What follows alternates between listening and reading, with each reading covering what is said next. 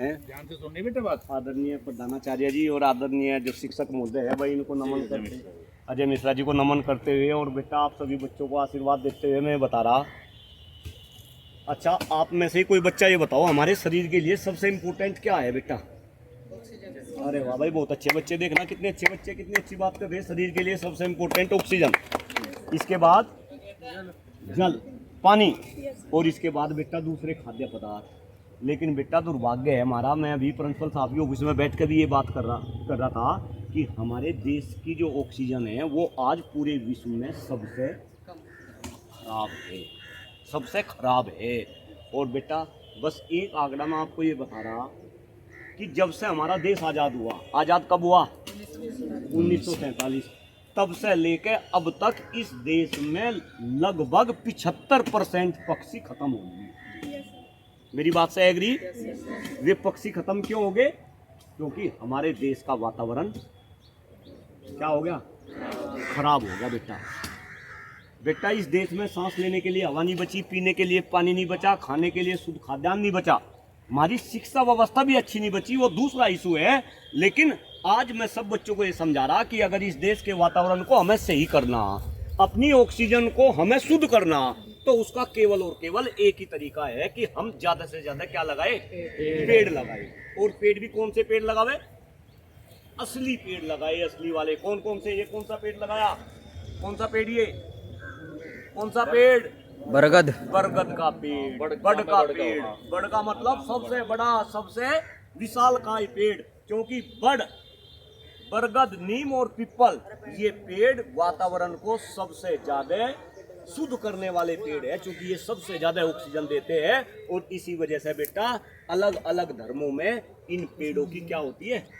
पूजा होती है। तो बेटा मैं एक पेड़ यहाँ लगाया, कुछ पेड़ वहाँ रखे, लेकिन मैं सब बच्चों से निवेदन कर रहा, मैं पूरे जनपद में घूम रहा, सब लोगों को पता, आज से आपको भी पता चल जाएगा बेटा, मैं पूरे जनपद में हर विद्यालयों में, जो माध्यमिक विद्यालय है और उच्चतर विद्यालय है, लगभग 200 विद्यालयों में मैं जाऊंगा, हर विद्यालय में 2 से 10 पेड़ लगा रहा, जिनमें से एक बरगद का पेड़ कंपलसरी लगाना है। तो बेटा ये तो मैं एक शुरुआत कर रहा यहाँ से। क्या मेरे बच्चों इस अभियान में आप भी मेरा साथ दे सको? भले ही आप यहाँ पे 20 बच्चे हो।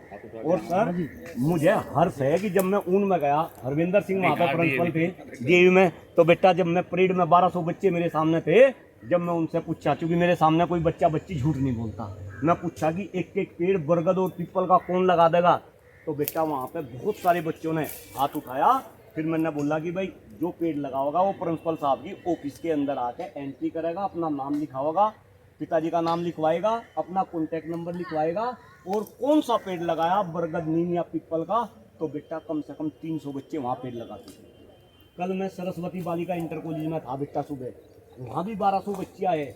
जब मैंने वहाँ पूछा, मैं आज जो है प्रिंसिपल साहब से पूछा, तो कम से कम 20 बच्चियाँ कल वहाँ पे पेड़ लगा के आई।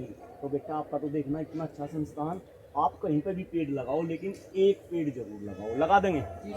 पक्का? झूठ तो नहीं बोलेंगे? अब मेरे साथ में 1-2 नारे लगाएंगे। मैं कहूँगा पेड़ लगाओ, आप कहोगे जीवन बचाओ। मैं कहूँगा हम सब ने ये खाना है, आप कहेंगे पृथ्वी को स्वर्ग बनाना है। लगाएंगे नारा? चलो, पेड़ लगाओ, जीवन बचाओ।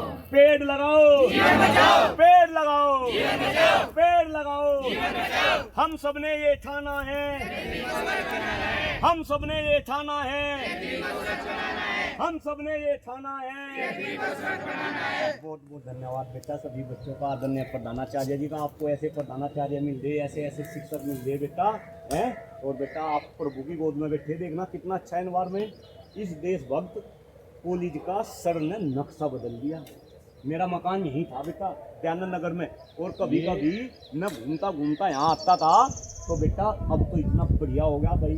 आप भी सर बताइए। ये डॉक्टर साहब हैं और इसी जनपद के रहने वाले, नोएडा में धूम मचा रखी। नोएडा में जब मैं रहा तो इन्हीं का जितना भी प्लांटेशन है सब, वहाँ तो रेगिस्तान टाइप का, बहुत बोलते। रात को 11 बजे इनकी एक टीम है, उन्हें पहले पानी दे के आवेंगे, फिर यदि लगा दिए तो फिर 1 हफ्ते बाद उन्हें देखेंगे भाई उनकी क्या स्थिति, कितना चल रहा नहीं चल रहा। मैं खुद गवाह हूँ इनका। तो भाई आप आए मलिक साहब, आपका जनपद भी है, गृह जनपद भी है, यहीं पड़ोस के गांव के रहने वाले, और इस विद्यालय में इनके माताजी पिताजी ने ड्यूटी भी थी, वो भी पेशे में अध्यापक है, पत्नी भी जॉब में है, और भाई आप आए, आप फिर आए, आपका फिर स्वागत, फिर धन्यवाद। धन्यवाद साहब, बहुत बहुत बेटा धन्यवाद आपको सब।